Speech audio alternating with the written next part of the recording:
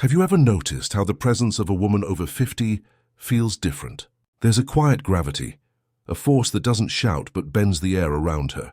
It isn't the innocence of youth, nor the restless ambition of midlife. It's something else, something harder to name, a power that doesn't always fit into society's narratives about women, because it isn't rooted in beauty, fertility, or even nurturing.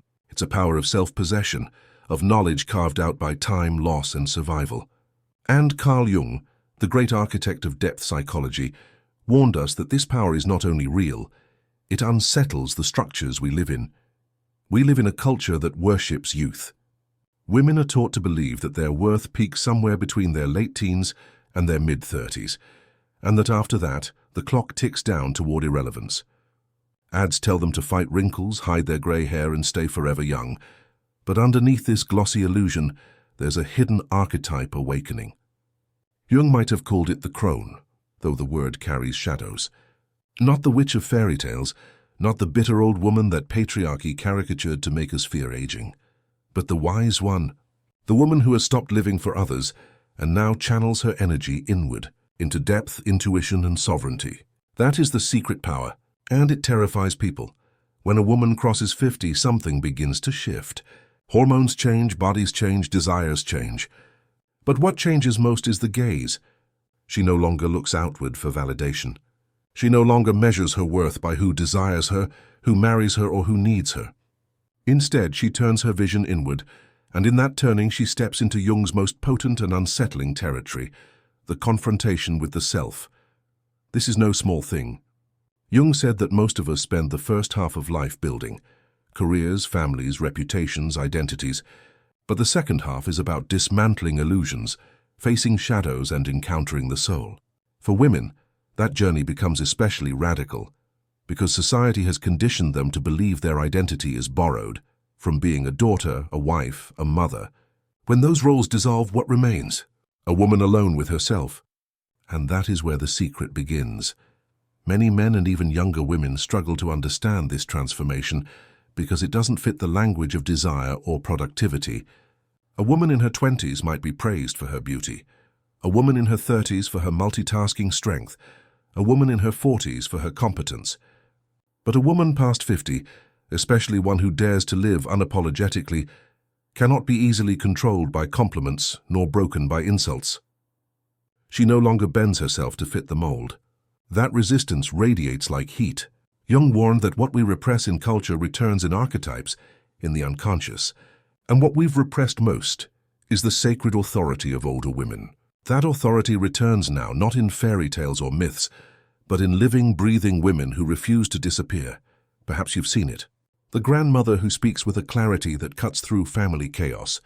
The single woman who walks alone through the world and seems untouchable. Not because she has nothing to lose, but because she has already faced her losses. The professional woman who decides she doesn't care about climbing ladders anymore. She builds her own table instead. These are not random quirks. These are eruptions of a deep archetype.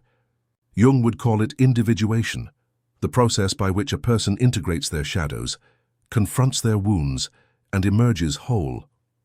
For women over 50, individuation is not a luxury. It is the path. But here's the unsettling truth. Individuation requires fire. It requires breaking apart identities that once felt like skin. It requires staring into the mirror and asking, who am I when no one needs me to play a role anymore? That question terrifies many, because it points to an autonomy beyond relationships, beyond children, beyond careers.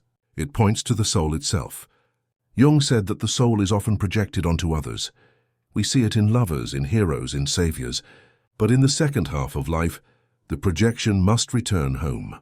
The woman over 50 is called to meet her own soul face to face. And that meeting is the root of her secret power. This power is not glamorous in the way society markets power. It does not flash or glitter. It's quieter but heavier. A woman over 50 can sit in silence and make people uncomfortable. She doesn't need to prove herself, but she also won't apologize for existing. And this, Jung warned, destabilizes collective illusions. Because if women stop needing external validation, stop defining themselves by others, then the entire system of control, patriarchy, consumerism, even traditional family structures, shakes. Jung knew that when the archetypes rise, the collective psyche trembles. And older women are archetypes incarnate. Notice how myths and fairy tales often demonize them. The evil stepmother, the wicked witch, the barren crone. These stories aren't accidents, they are projections. Jung said what we deny in ourselves becomes shadow, and the cultural shadow has long been the older woman's power. Society fears her because she cannot be seduced, cannot be owned, cannot be silenced. So she's painted as dangerous. But what if that danger is actually medicine? What if the woman over 50 embodies a truth most of us are too afraid to face? That wholeness is not given by others, but claimed within. This is why Jung warned us. Because the figure of the older woman represents a confrontation with our collective denial of mortality, of independence, of inner authority. She reminds us that beauty fades, that roles end, that time cannot be stopped, but that the soul once awakened cannot be taken away. To encounter such a woman is to glimpse the self unveiled. And for many that is terrifying, because once you see her, you realize what you've been avoiding in yourself. Some women shy away from this path. They fight the gray hair, the wrinkles, the silence. They cling to youth because youth feels safer, more acceptable, but others embrace it. They let their hair turn silver like a crown. They wear lines on their face like a map. They no longer ask permission to exist. And those women, those who embrace the individuation Jung spoke of, become magnetic in a way youth never could. They embody a freedom that doesn't depend on approval.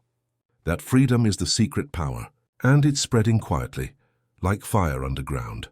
So the next time you see a woman over 50 walking alone, or speaking her mind without fear, or choosing solitude over shallow company, don't assume she's bitter, lonely, or irrelevant. Look closer. She may be embodying a force older than civilization itself, a force Jung tried to name but admitted could never be fully contained in words. She is not fading, she is rising. And if you dare to see her, you may find yourself shaken, unsettled, even inspired. Because what she holds is not just her secret. It is a mirror of what every human must face when the masks fall away.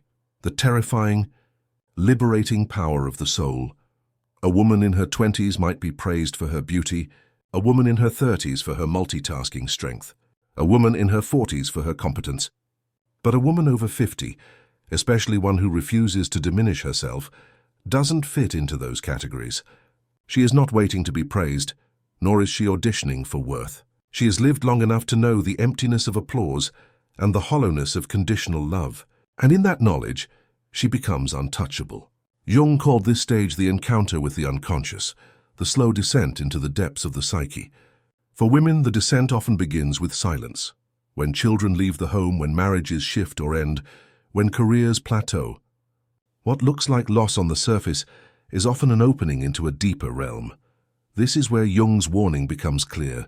He wrote that everything we suppress returns with force, and in older women, what returns is not weakness but strength. For decades, society has told them to be soft, to give, to nurture, to make space for others. But when the second half of life arrives, the opposite current emerges. These women no longer soften themselves to make others comfortable. They embody sharpness, truth-telling, even defiance.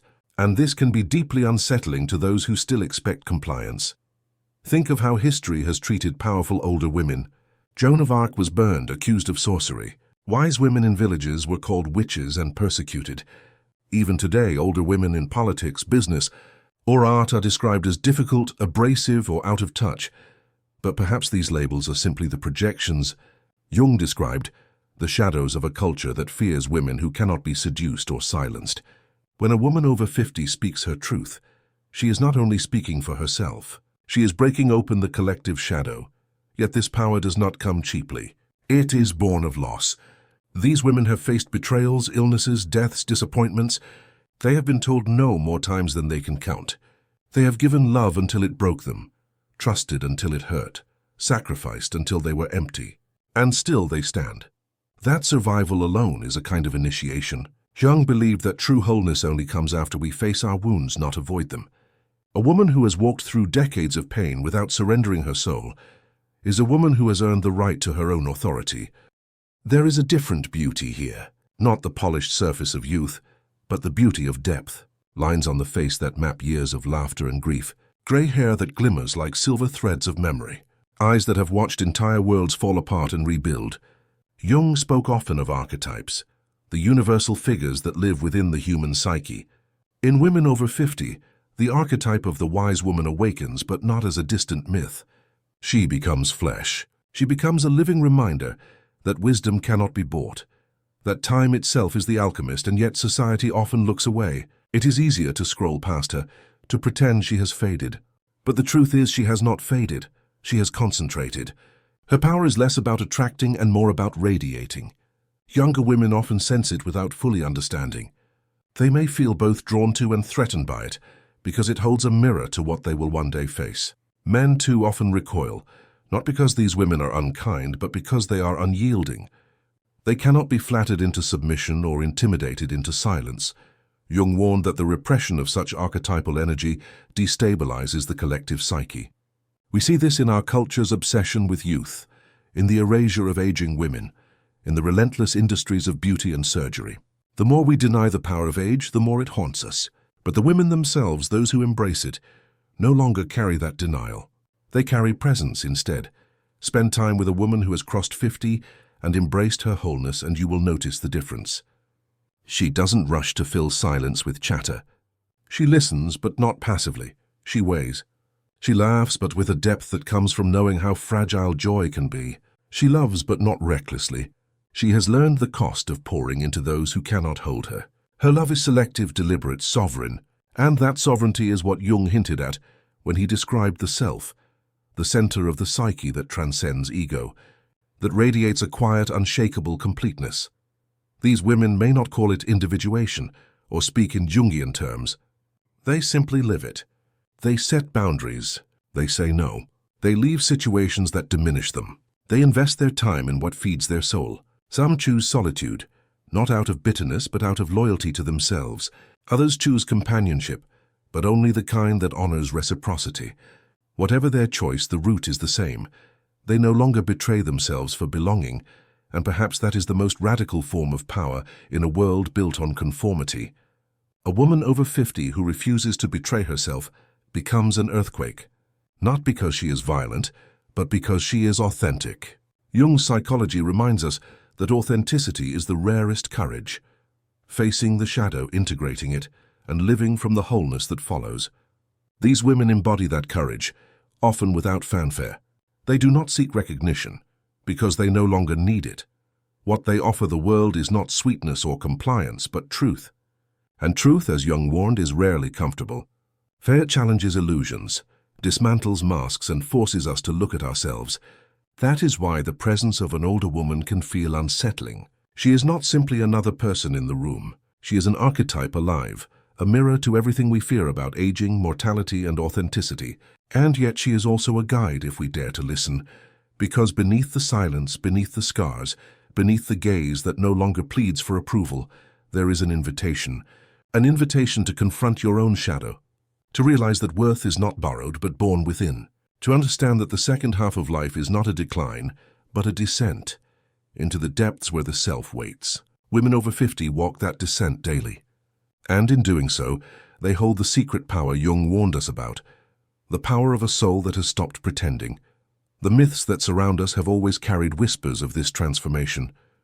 Look back to the figures of Hera, Hecate, Demeter, and countless goddesses of wisdom. In nearly every culture, the older woman appears as both feared and revered. She is the one who knows the secrets of birth and death, the keeper of cycles, the witness of generations.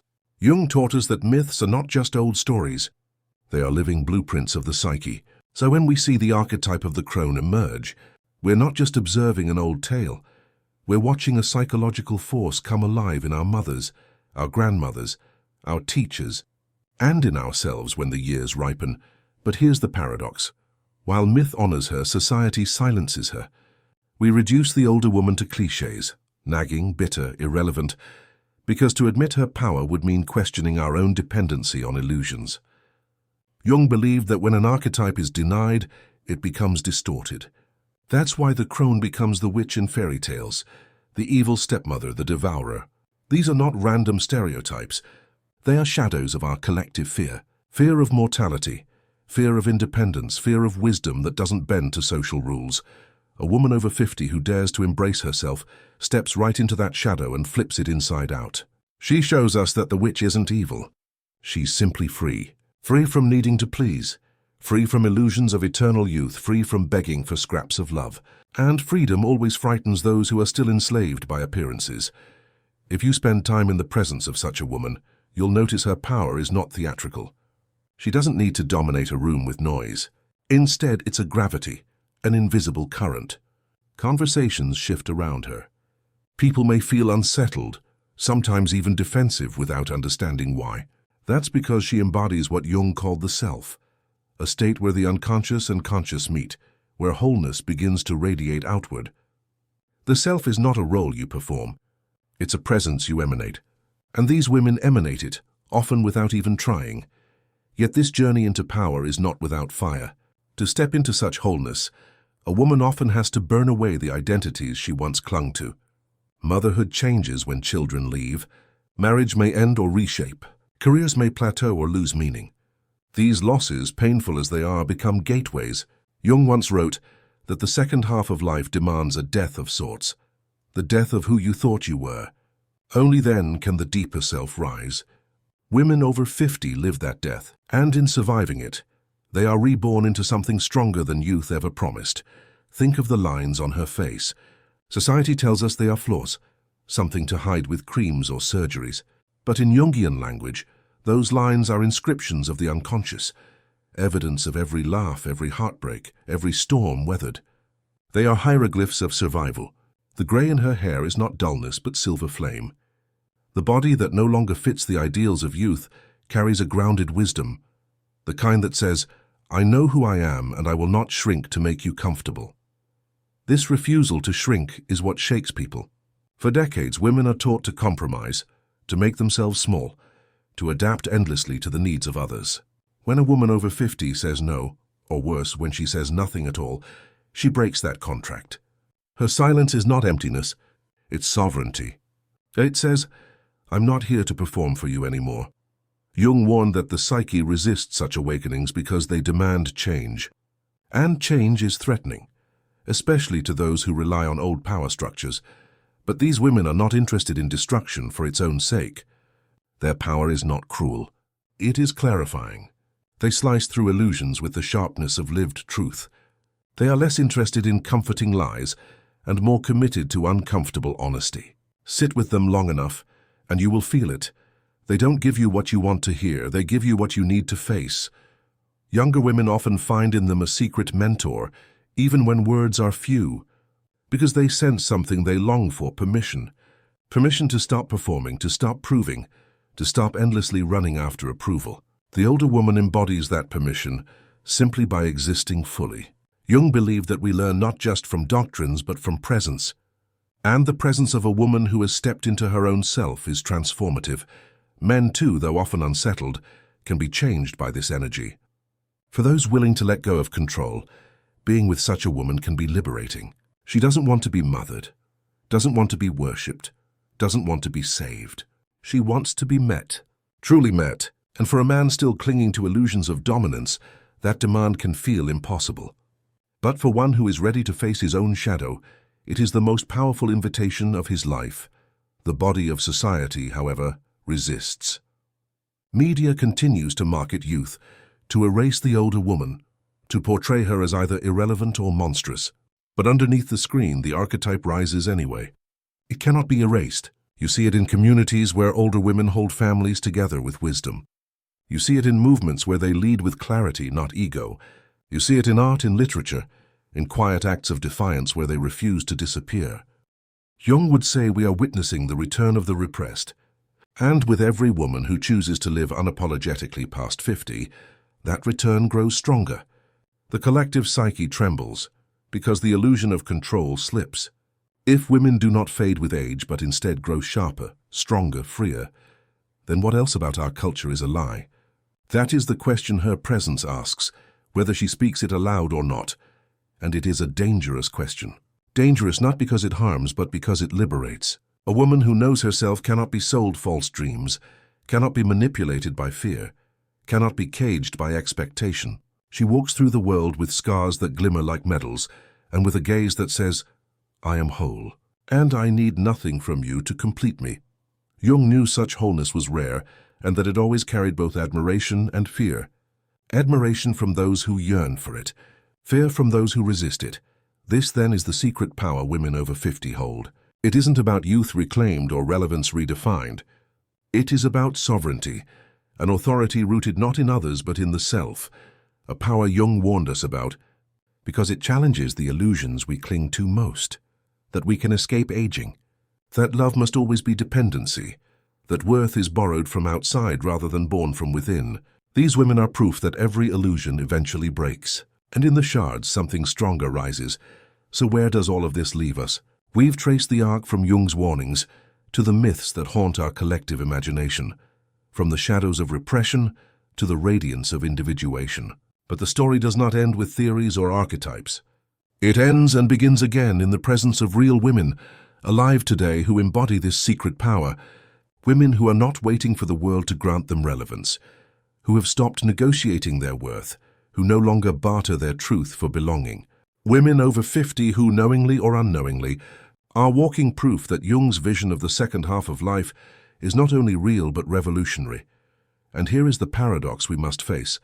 What we often dismiss as decline is, in fact, ascension. These women are not fading. They are distilling. They are boiling away the unnecessary, the superficial, the illusions, until what remains is essence. A woman who has survived heartbreaks, betrayals, illnesses, and disappointments, and who still stands whole, is a woman who has passed through fire. And that fire does not consume, it purifies. She may not be glamorous by the shallow standards of culture, but she is radiant by the standards of the soul. Jung warned us that when we repress this archetype, when we ridicule, dismiss, or silence older women, we are not just harming them, we are harming ourselves, because the crone, the wise woman, is not simply an external figure. She is the future self of every woman. She is the potential guide of every man. She is the voice of the unconscious calling us toward wholeness. To deny her is to deny our own evolution. Perhaps this is why women over 50 often trigger such extreme reactions: admiration or fear, love or resentment, inspiration or hostility. They stir something deep in us, something we cannot fully control. For younger women, they represent both a future to be feared and a promise to be embraced. For men, they represent a challenge, to step beyond control and meet someone as an equal soul. For society at large, they represent a revolution that cannot be packaged or sold. Look closely and you'll see it happening everywhere. Women leaving marriages that no longer honor them. Women choosing solitude over shallow partnerships. Women building careers not for approval, but for purpose. Women speaking truths that are no longer softened for comfort. Women embracing their gray hair, their scars, their depth, not as shame but as symbols of power. These are not isolated acts. They are collective awakenings. The archetype is rising, and with it rises a question for all of us. Are we ready to face what it demands? Because the presence of an older woman who knows herself is not passive. It asks something of us. It asks us to stop clinging to illusions, to stop worshipping youth as if it can save us, to stop pretending that worth comes from roles or appearances. It asks us to confront our own shadows, to realize that wholeness is not something we borrow from others, but something we build within. For women themselves, the invitation is perhaps the most radical of all: to stop fearing this transition, to stop resisting it, and to step fully into it. To understand that the second half of life is not a curse, but a calling.